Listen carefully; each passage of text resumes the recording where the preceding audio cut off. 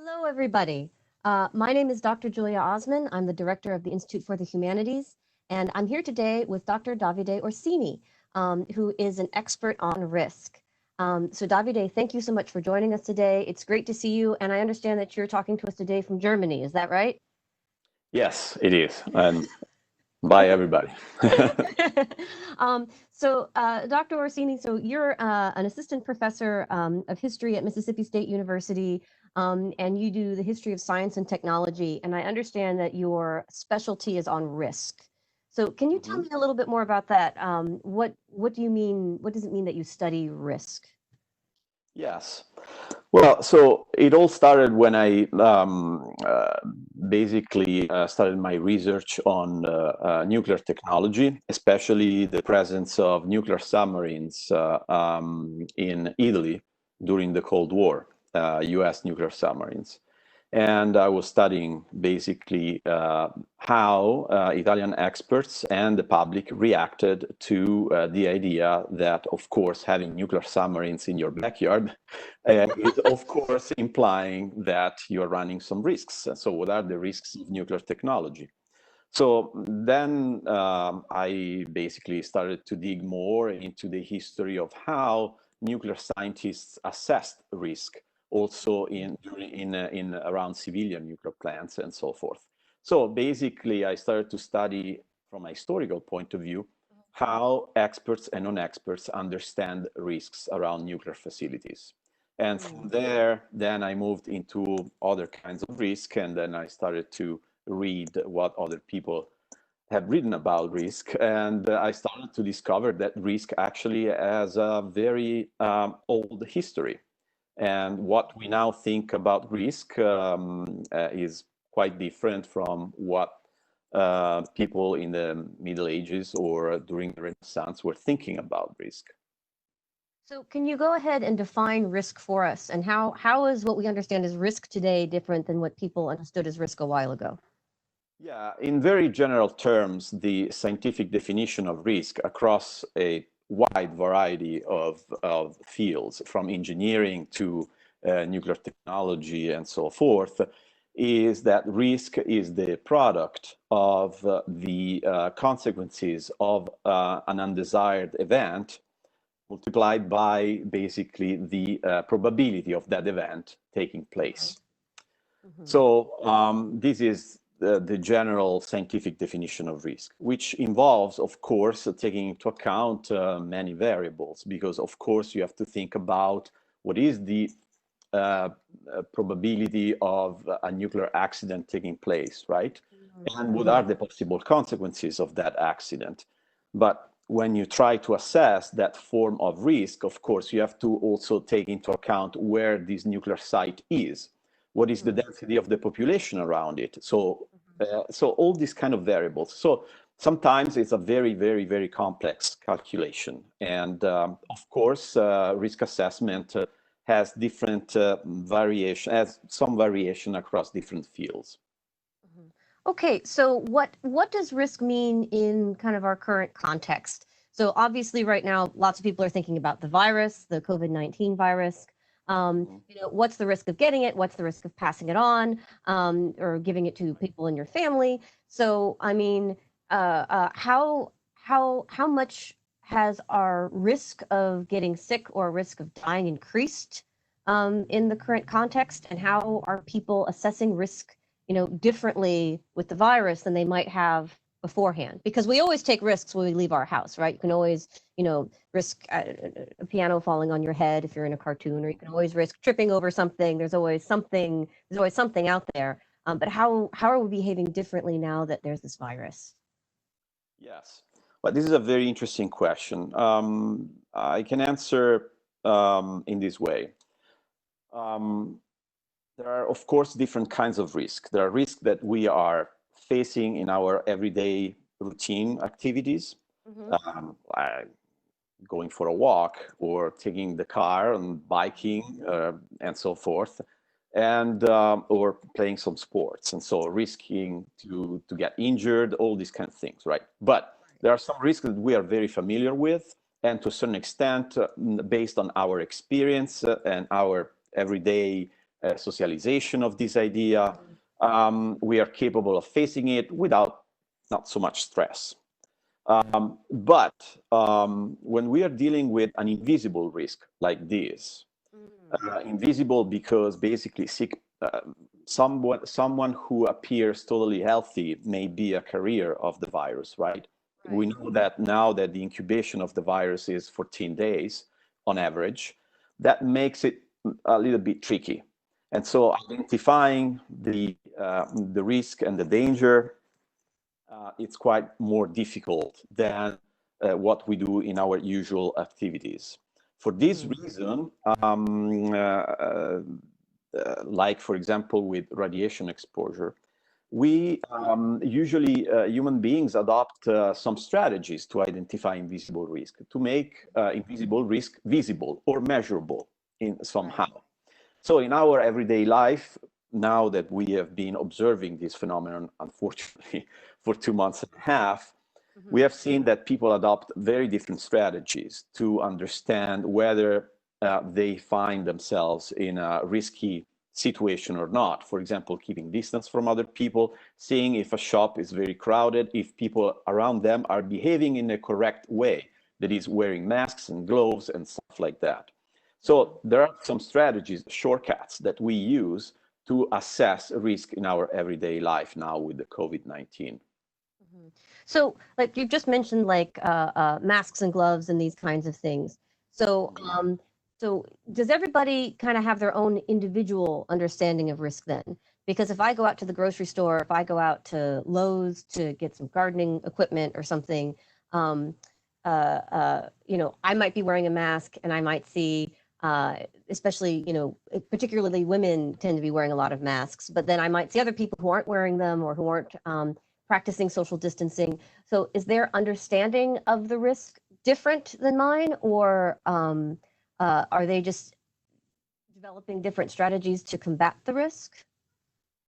Well, so there is a sort of term that cognitive psychologists or in general have been have developed during the 60s, the 70s,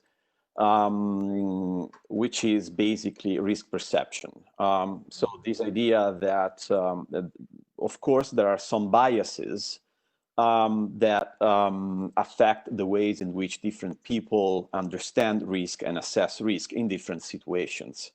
So, of course, not everybody's behaving in the same way, depending on, of course, the kind of information that they have, how they interpret this information, and after all, how they weight this kind of risk with other risks, right?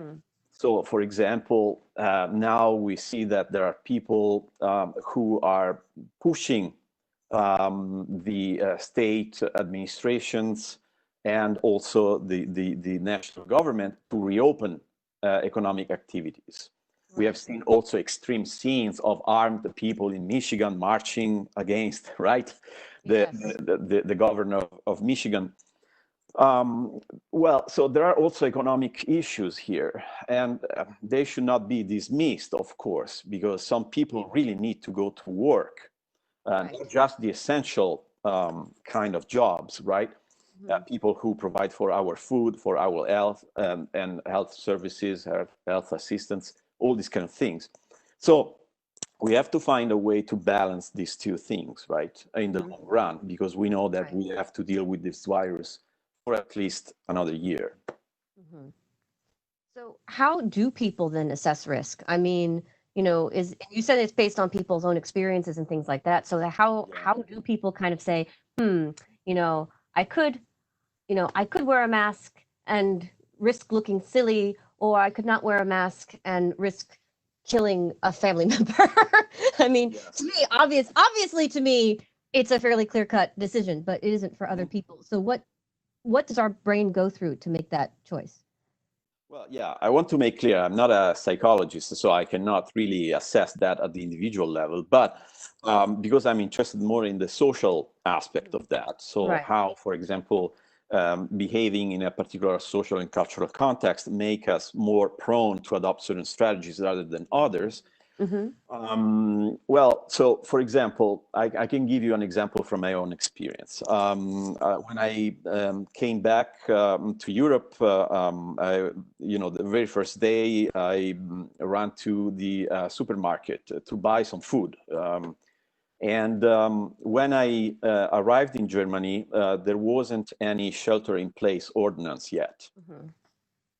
But because I was reading the news from Italy, I knew that this was serious. And so I was wearing a mask at the supermarket. Nobody around me was doing the same. And actually, I think I got some looks like, okay, here comes the weirdo with the mask. So I felt like completely ashamed almost, right? Right. So then the ordinance came, and everybody after 5 days were wearing masks. So it depends very much on how you trust the authorities. And also, to give you another example, some people, I heard stories of some people I know that were saying, well, I can meet with my parents, I can meet with my friends because I know that they have been safe, right? So it's a matter of trust. Actually, the virus doesn't care about family ties at all, right? So it's completely unscientific to do that, right? It's not safe. I wouldn't recommend doing that. But sometimes there are some, let's say, reasoning, some biases that get to play a big role in how we assess risk, and actually we decide to take certain risks.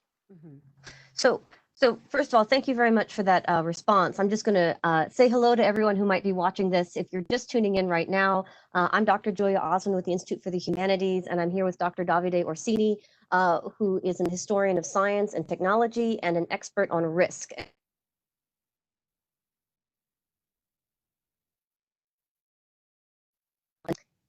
If you have any questions as you're watching this interview, don't be shy. Please just type your questions in the comment section of the interview, and we would be very happy to get to those questions. So again, if you have questions, just put them in the comments under the interview, and we'll get to them as we have time. But Davide, you mentioned, that you were in America, now you are in Germany. You also mentioned paying close attention to what's going on in Italy, and you're originally from Italy and you have family there. So you kind of have a much more international experience of this virus and how people are handling it than most of us in Starkville do. So how are you seeing, what are some cultural differences between the way people in America seem to be handling the disease or responding to it and the way people in Europe seem to be responding to it? Yes. Well, so it is difficult to assess these in the sense that at the individual level, what you can observe varies from individual to individual. So there isn't really a clear pattern that I've seen in Germany being totally different from Italy or totally different from the US. But definitely the kind of public discussion and the kind of approaches that public authorities have taken has been different, or at least have been quite different in the degree of the severity, for example, of the lockdown or the shelter-in-place decisions that have been made. In Germany, the situation is also even more complicated because they have a federal system, and each land is adopting these measures in different degrees and with a different time. Ask you real quick. So you said each lender. So is that like a state in Germany? Yeah, it's basically a regional authority. It's like the state authority, if you wish. Even in Italy, we have different regions, and the presidents of different regions have the power.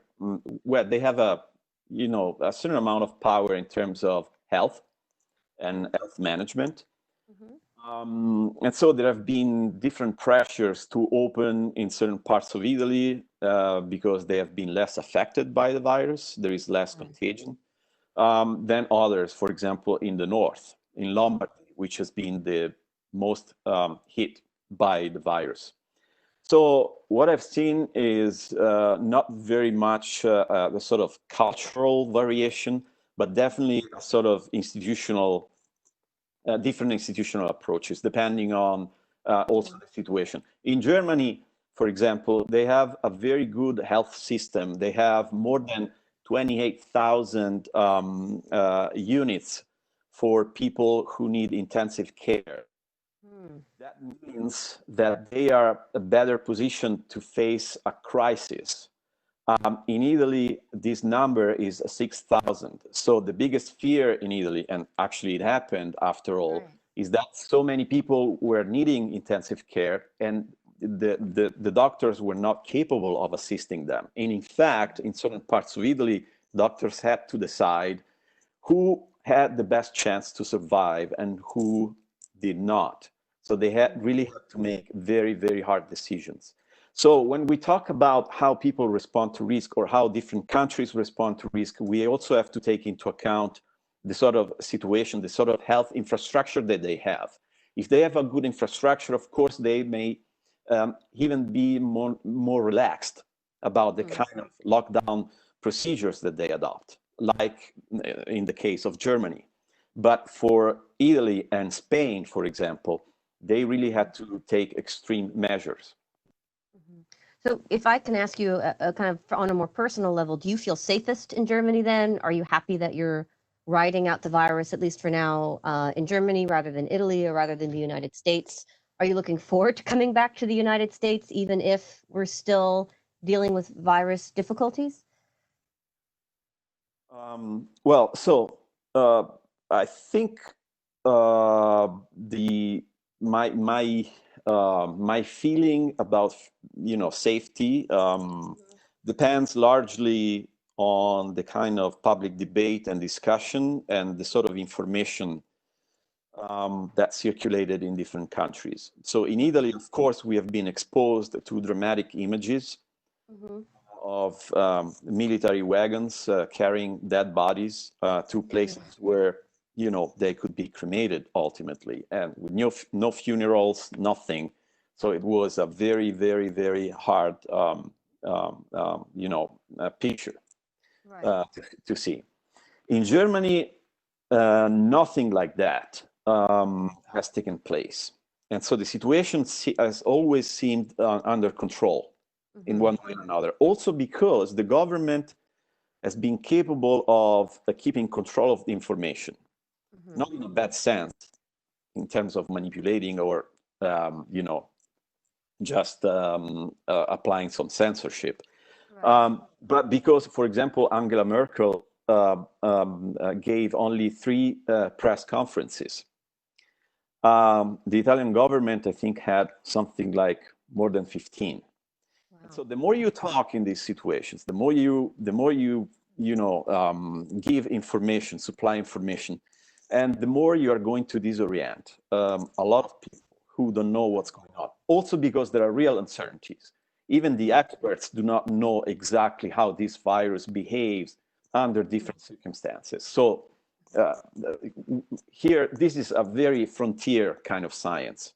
So I have seen papers circulated before publication, proofs of papers circulating before publication, because everybody's trying to manage uncertainty in the best way possible. But if you feed the public with so many uncertainties, then that's a boomerang that is coming back at you, because people don't know who they can listen to. Right. And this disorienting strategy has been applied in Italy, and I think has been detrimental even of the public debate, because in this kind of environment, a lot of fake news can be generated and circulate and so forth. And I imagine conspiracy theories of all sorts. And I think in America has been more or less the same. So in some ways, kind of the more we talk about something we don't know about, the more it encourages people to come up with their own hacks or their own theories or their own things based on not actual scientific information, but just trying to piece together the, all the ideas that they're kind of hearing circulate around them. So are there different populations? I mean, we talked about how risk can be, very much on an individual level, and just now we're kind of talking about countries. But are there different populations that just assess risk differently? Because you can't help but notice with this virus that it's really hitting some people harder than others. And Yes. in some ways, that's maybe due to someone having a pre-existing condition or being particularly elderly.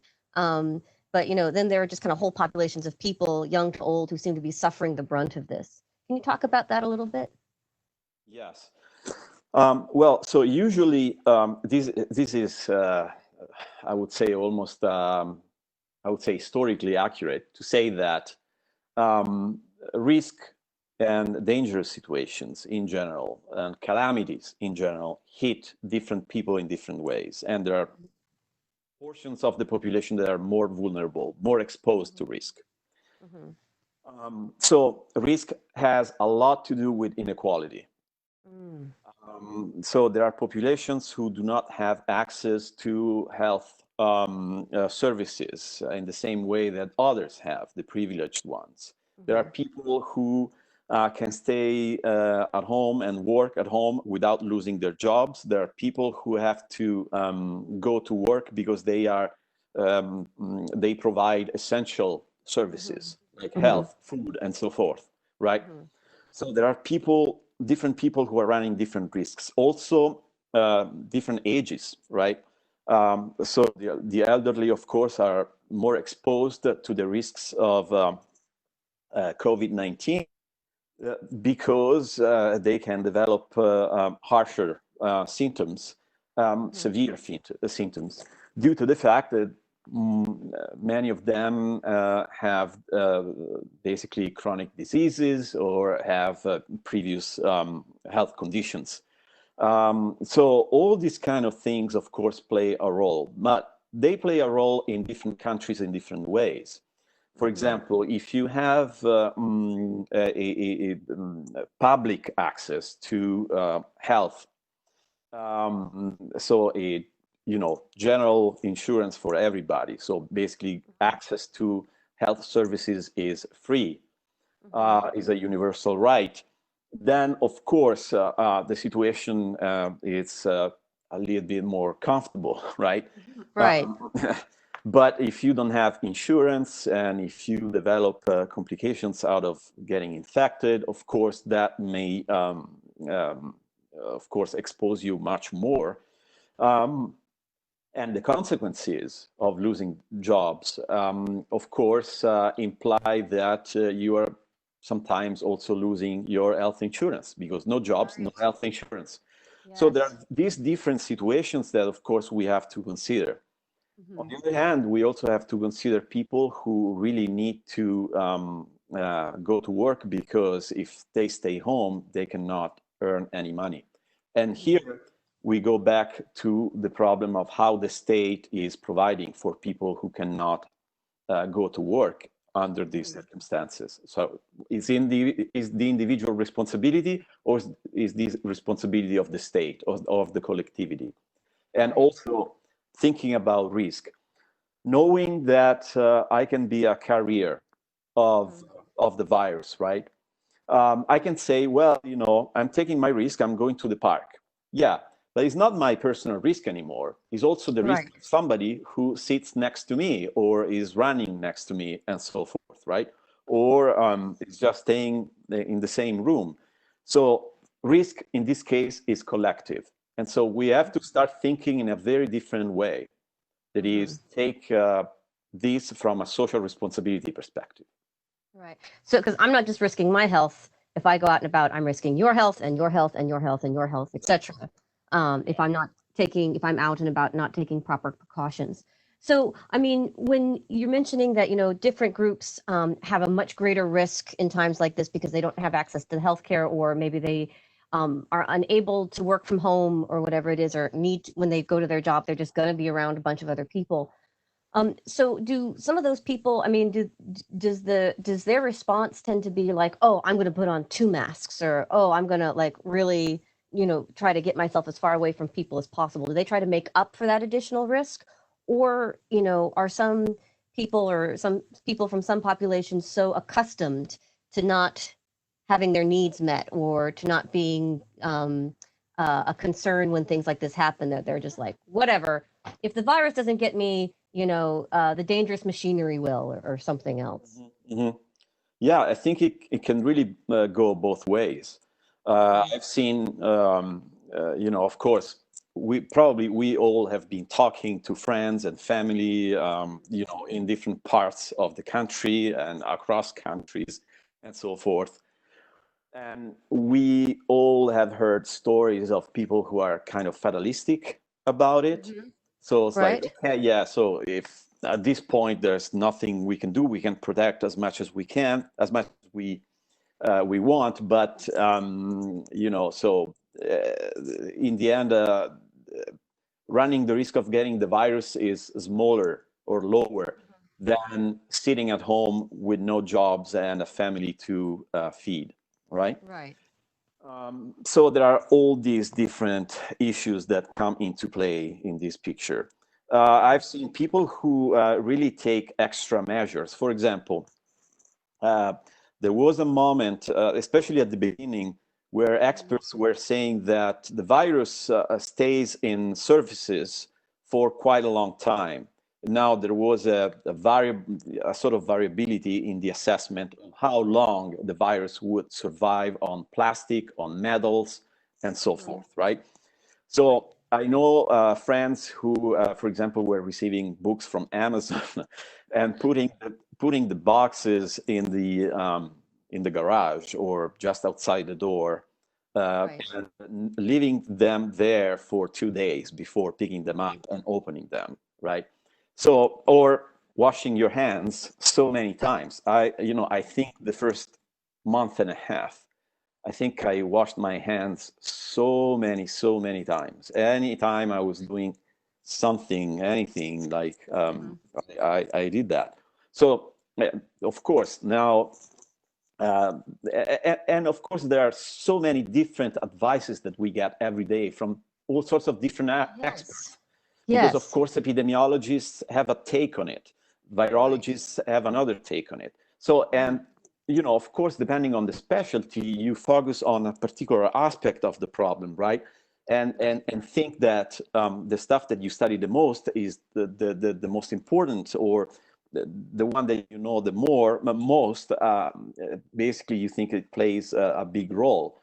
And of course, this is not to blame experts, but of course, we have to be aware that science is not a monolithic thing. There are different scientists, there are different disciplines, and there are disagreements, for example, sometimes. And so we have to understand how that works, especially in a moment like this in which experts do not know fully how the virus works. Well, okay, so thank you for articulating that so clearly, because that's been one of the most confusing things about this whole situation is, who am I supposed to listen to? Who has the best information for me? I just heard this, but now I'm hearing this. And there's a follow-up question on this. This is a question from Joan Malroy. By the way, if you're just tuning in, I'm Dr. Julia Osmond of the Institute for the Humanities. I'm talking to Dr. Davide Orsini, who's an expert on risk and how people assess and deal with risk. So if you have a question, please feel free to put the question in the comments and we'll get to it if we can. And here's a question from Joan Malroy. She asks you, besides the CDC website, is there another website to find reliable scientific information regarding the virus and its transmission? Yeah, I mean, there are some sites. Of course, the institutional sites right now, I think, are the most reliable and probably complete. But definitely there are other, like in many situations like this, there are so many experts, expert activists, and so forth, who put on their own blogs, and they have the possibility to divulge information. So, for example, here in Germany, I've been looking at the website of the Koch Institute, which is the institute, the branch of the Ministry of Health that deals with epidemics and this kind of issues. Then, of course, in Italy, the institutional website of the Superior Institute of Health. And then, of course, there is the World Health Organization, which provides information and updates about the coronavirus, the COVID-19. I would say I would trust more the institutional sites. The CDC, I think, is perfectly fine. Or if you know of specific experts like Dr. Fauci or other experts that, even though they've been quite exposed right now because of the situation, of course, they are under, the crossfires of so many different interests. Right, but I think it would be good to follow experts who are capable of speaking clearly about these issues. And I think Fauci has been quite clear about these things. So he's one of those people like, I don't know, I have 2 or 3 names in mind, but for example, Ilaria Capua, who is an Italian scientist but works at the University of Florida. She has been a point of reference in Italy, for example, for public debates about the virus. So, Davide, those have been some great suggestions. Would you mind after the interview sending me some of the URLs for those organizations? Yes, and then we'll put those in the comments with the interview so that if people are looking for those sources, they should be easy to find. Yes. So thanks for that answer, and thank you, Joan, for that question. Keep the questions coming. But I want to go back to something that you were talking about a little bit earlier in terms of risk being abstract. Just because I can't help but notice that, I've seen the terrible images from New York. I've heard of the frightening stories that you mentioned from Italy of doctors having to make, having to choose who gets to live and who gets to die because they don't have enough equipment to treat the huge number of people who are sick.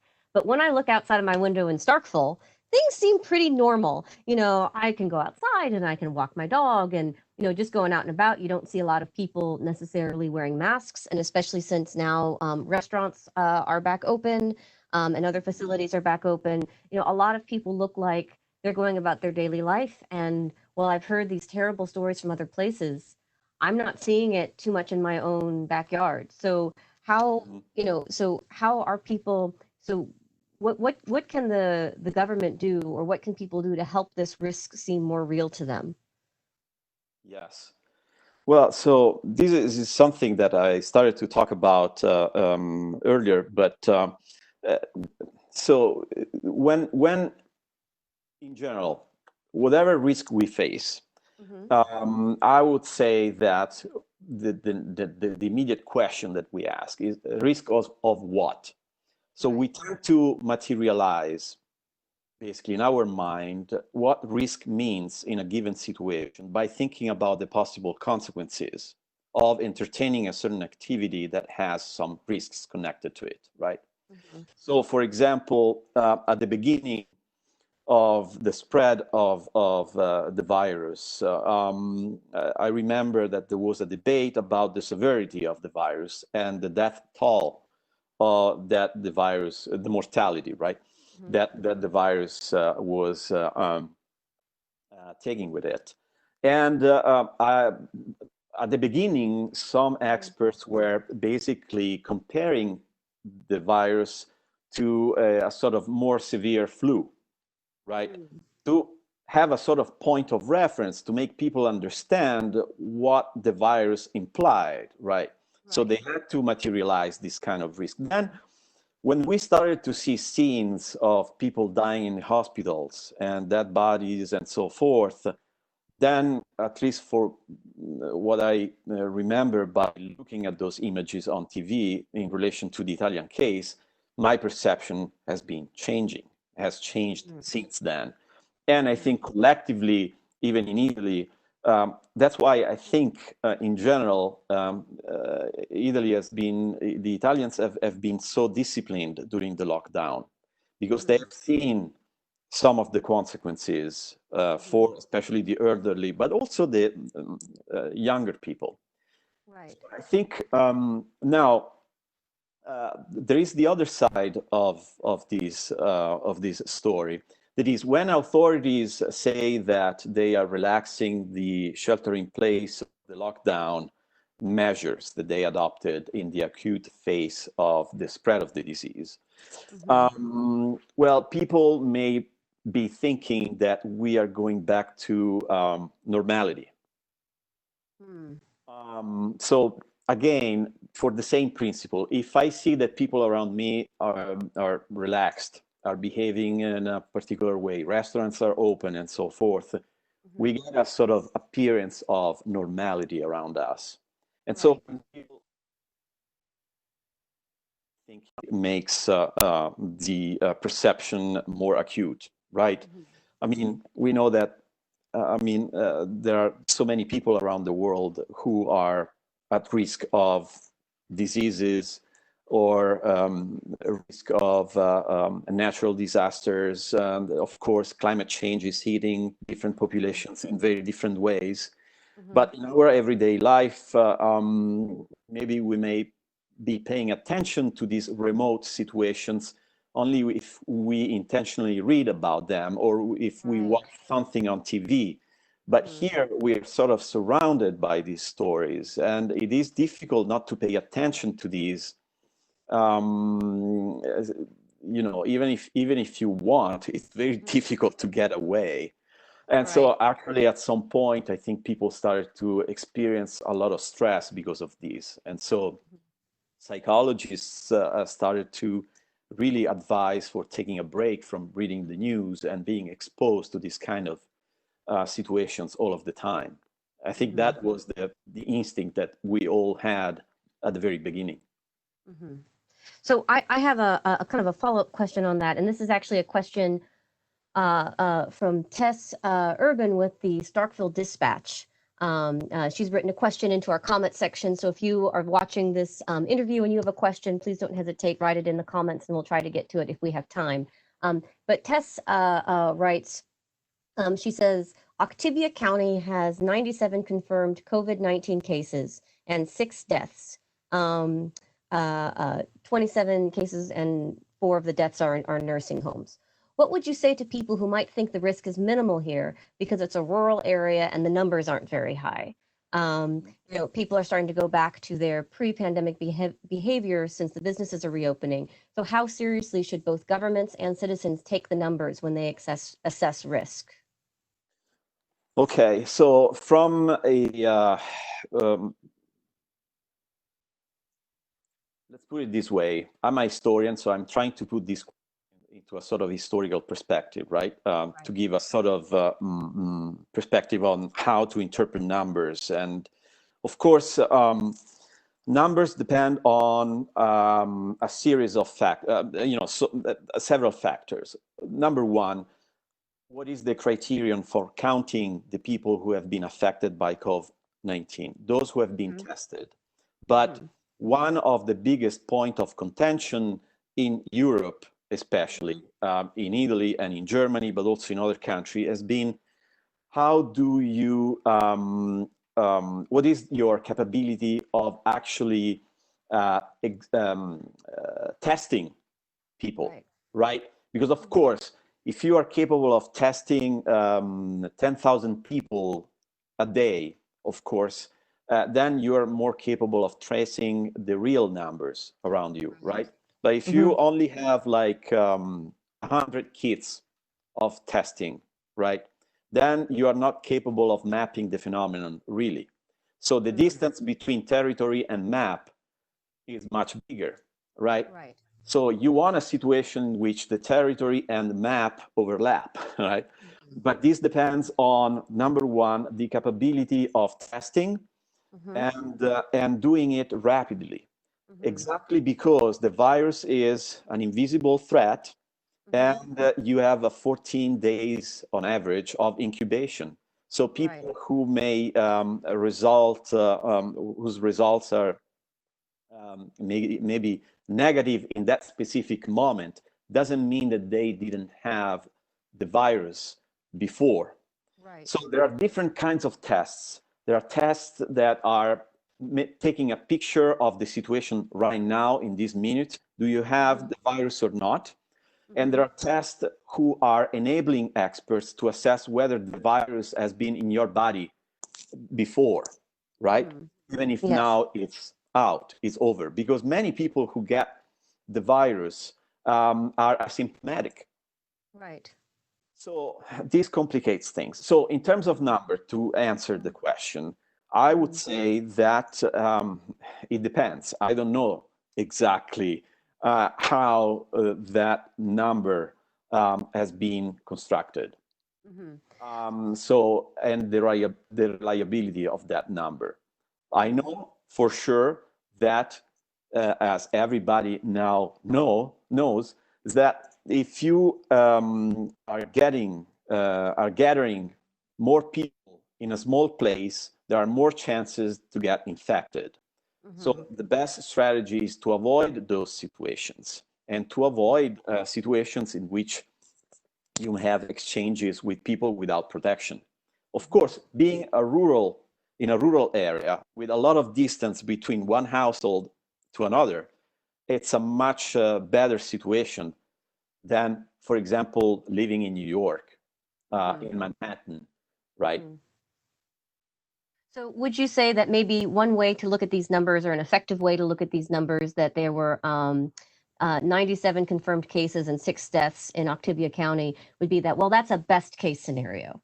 That, if that would be if no one who didn't get tested, didn't have the virus. But so it's more of a best case scenario rather than an actual reliable photograph of the actual situation in Oktibbeha County.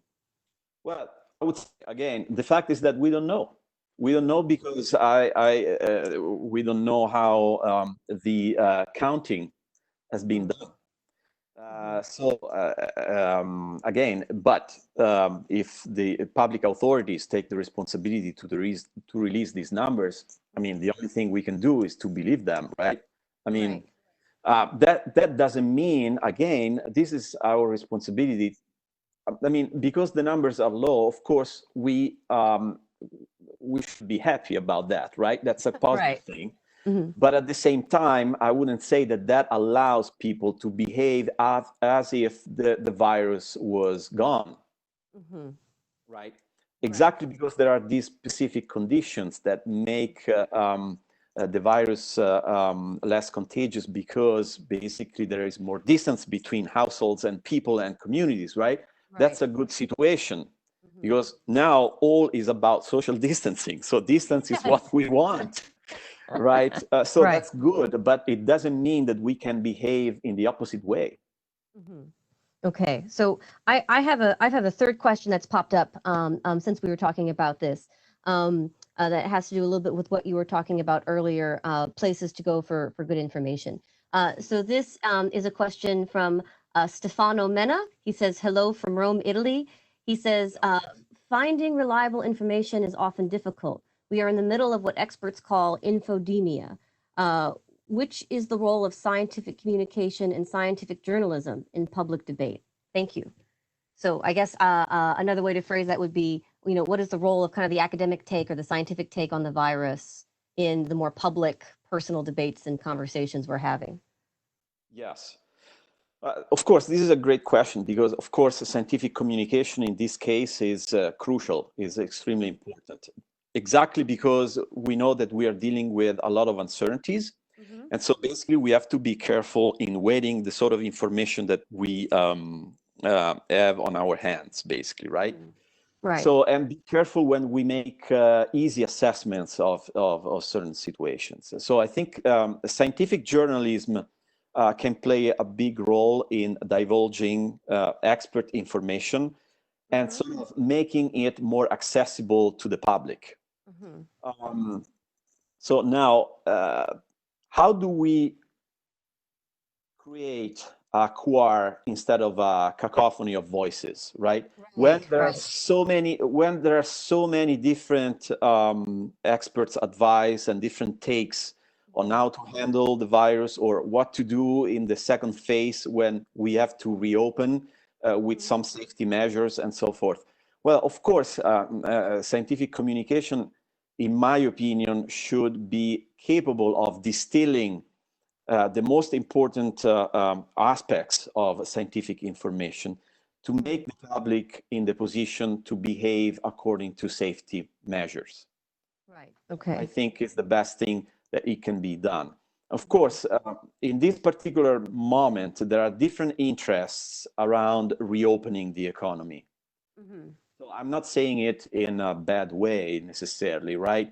So, of course, we have to also take care of the economic situation. But how do we do that? And what kind of measures we take? That's extremely important. So usually when the public sees that there is a very litigious or sort of, I would say, there are so many contrasting views of the problem, right? They tend to start to distrust science or experts, right? Because usually these kind of disagreements are taking place behind the scenes, not on stage. Right. Science works through disagreement. It's a natural thing in science to disagree, right? Actually, is the most important thing because you have to test your hypothesis. So there are so many different people who may challenge your thesis, right? And that's how good science works. But in this kind of situation, when this process is on stage and is displayed all of the time, people feel disoriented. Most of all because I think we have a very abstract and sometimes idealistic view of science as something, as a source of certainty. So I interview an expert and I want the truth, right? But yes, I want facts. I want facts, right? But unfortunately, in these kind of situations, when again there is a frontier science, we are dealing with a phenomenon that is not fully understood. So we need to weight different scenarios, and that's what different scientists are doing. So I think the role of scientific journalism is extremely important to make people understand how science works and why we do not get the final word anytime we interview an expert. Right. Does this in some way then, does this kind of virus and this kind of situation make us all kind of citizen scientists in a way? Because we're getting an insider's view into kind of how the sausage is made, so to speak, how scientific theory is developed. And then I saw something, I have a thought, I have an idea, my background is also in history, but I can have a scientific thought as well. So, I mean, is that something that might be positive coming out of watching this scientific debate happen on stage? Well, the positive, one positive thing it would be to understand the complexity of science and how it works, right? And of course, we have a lot of expectations because the image of science after World War II has been like the problem solver for society. So it has been a source of progress, of responses to social and economic issues and technological advancement, all these kind of things. Of course, also has been the source of a lot of conflicts because science is not done in a sort of, in another universe that is separated from social conflicts and social interests, right? So, and of course, we have to take this complexity into account. Well, and then there's another question that's just popped up from our viewers on Facebook, which is kind of the counter question to the one I just asked. This is a question from Madeline Berry. She says, is it uncertainty that leads to conspiracy theories that surround the virus? How does one address individuals who don't trust scientific institutions or experts like Dr. Fauci, especially when the main concern arguments of many concerns the economy? Yes. So when there is a source of risk that is difficult to grasp, And there are so many voices and so many opinions, different opinions, and so forth. It is a little bit easier to sort of locate the source of the problem outside of us. Right. So, for example, ignoring how national governments had a responsibility and have a responsibility in handling the crisis by providing good care for everybody, right? So if there is this sort of debate and the answers are not easy, then there is a tendency to blame, for example, China for everything, right? Right. Or the culinary habits of entire populations, or even to instill the doubt, sometimes even saying it with a certain degree of certainty, that the virus has been fabricated in a lab. Now, all the experts, with a very, very, very, very, very few exceptions and isolated exceptions, have been saying that the virus doesn't have a lab origin, right? It's not been fabricated in lab. So there are so many different also frustrations that can create these sort of conspiracy theories. For example, the fact that I've been reading posts sometimes of people who are very angry at the government, saying that the government wants them to stay home, as if government is this sort of sadistic entity that tries to force people to live a miserable life inside their houses with no social life and no jobs and so forth, right? So there are all these aspects that, of course, in this kind of situation give rise to a lot of conspiracy theories and all sorts of different hypotheses about the origin of the virus, why the governments are acting in a particular way, why other people seem to do better while we are miserable. Like, for example, in Germany, the problem doesn't exist and everybody agrees with the government and so forth.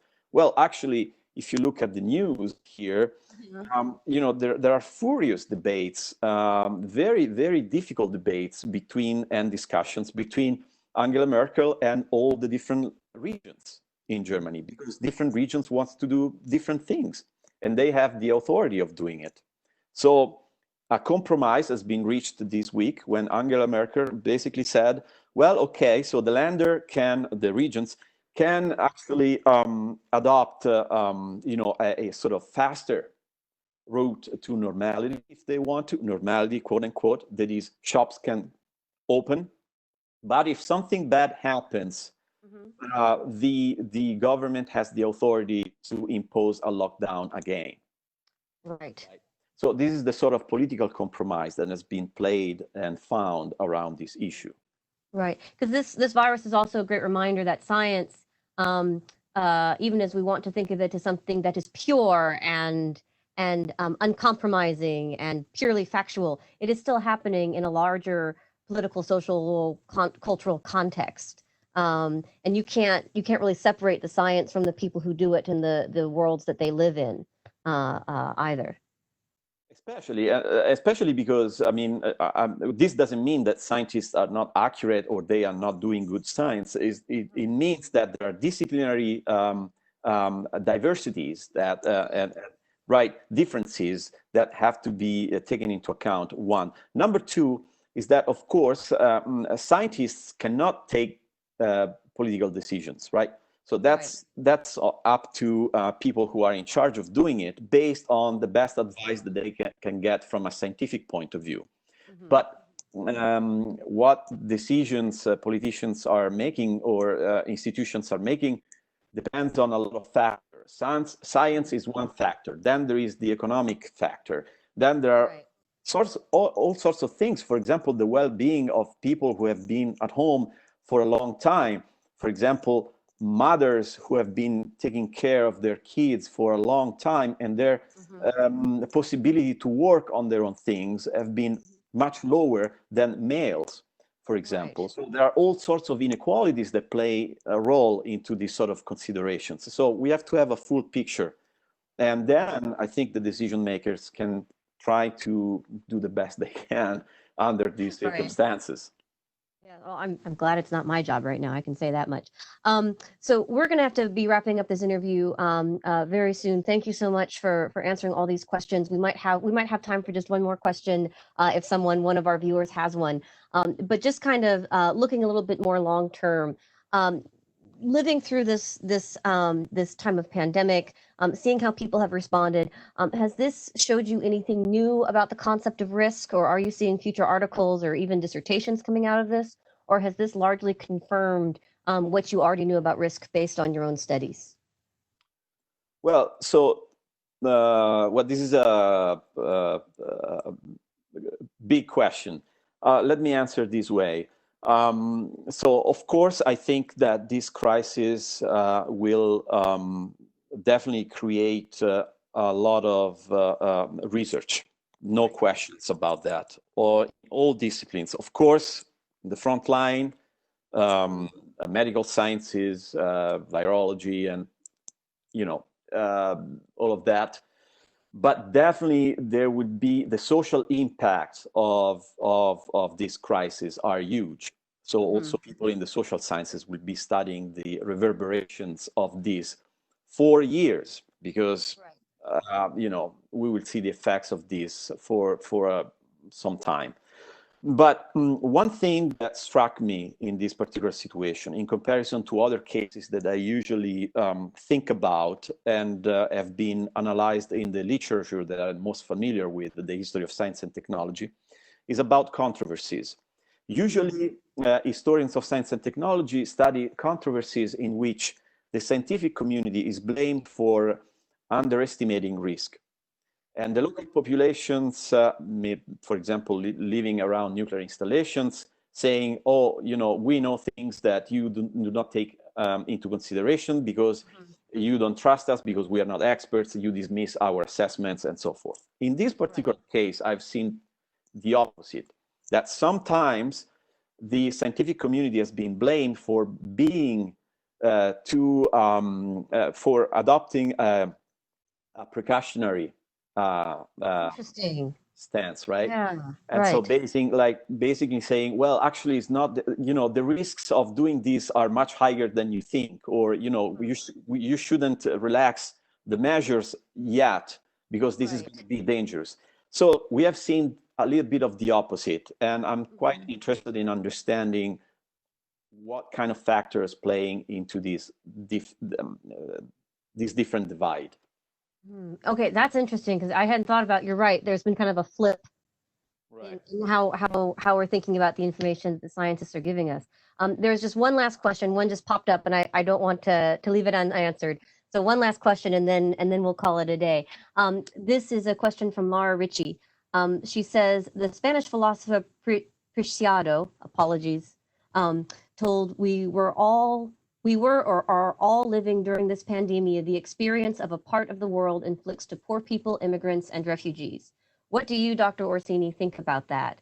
How will this change the relationship with the bodies? So it sounds like she's saying, a lot of us are experiencing something now that usually is only experienced by the poorest people in society, or the refugees, or the immigrants. So what do you think about that, Dr. Orsini? Well, this is a very important consideration, and actually I think has huge ethical implications for the future. I will answer, I can answer, in abstract terms, but just making one example, right, from Italy. There's been a law that has been passed 2 days ago to make all the illegal immigrants who are working in the fields, in agriculture, basically, to regularize their position, basically. Okay. Right. And there have been different interpretations about that. Some people were arguing we need these people because otherwise the fields are going to be, left alone, and all the food is gonna perish and all kind of thing. This is the sort of kind of I would say economic side of things. Then actually, and I think this is way more important, these communities do not have access to health, do not have access to running water sometimes, do not have access to electricity. We need to take care of these people who are in our country. And I think, and this has been the position of many members of the government in Italy, or some members of the government. And I agree with this. There is a sanitary crisis, and I think those who are more exposed can teach us a lesson about how we need to take social responsibility for the people who are more vulnerable under different circumstances. And I think this is a sort of, I would say, an element that emerges dramatically out of this pandemic, and we should, make it the most that we can make of it in order to change the situation. Change the situation, change the systems that we live under, and the conditions that so many people live under. Right Absolutely, now. Yeah. Absolutely, because now the inequalities are even harsher, and the gaps are getting bigger and bigger between the wealthy people, those who can be coveted and safe, and those who are not, who are more exposed. And now that we have seen, let's say, quote unquote, our own people, let's say the elderly, like being at risk in these kind of situations around us, in our proximity, then I think that makes our perception of other situations that we usually ignore during our everyday life more visible. Very good. Well, I think that's a fantastic note for us to end on. It kind of a call to arms, something that we can really make out of, and something we should really act on out of all of this. So there are a few questions still in the comments. Dr. Orsini, I'll invite you to maybe look at those at your own time when the interview is over, and maybe see if you can answer them in the comments there. But again, thank you so much for joining us today. And I hope that all of you can join us next week, next Thursday at 2 o'clock in the afternoon, or sorry, at 1 o'clock in the afternoon, next Thursday at 1 o'clock in the afternoon. I'll be talking to Dr. Story, who is the physician in charge of the Longa Student Health Center, and asking him some questions on how we can better understand COVID-19 and respond to it. So again, Dr. Orsini, thank you very much. And I hope you stay well and stay safe there in Germany. Thank you very much. Likewise for you. Bye-bye. Thanks. Bye-bye.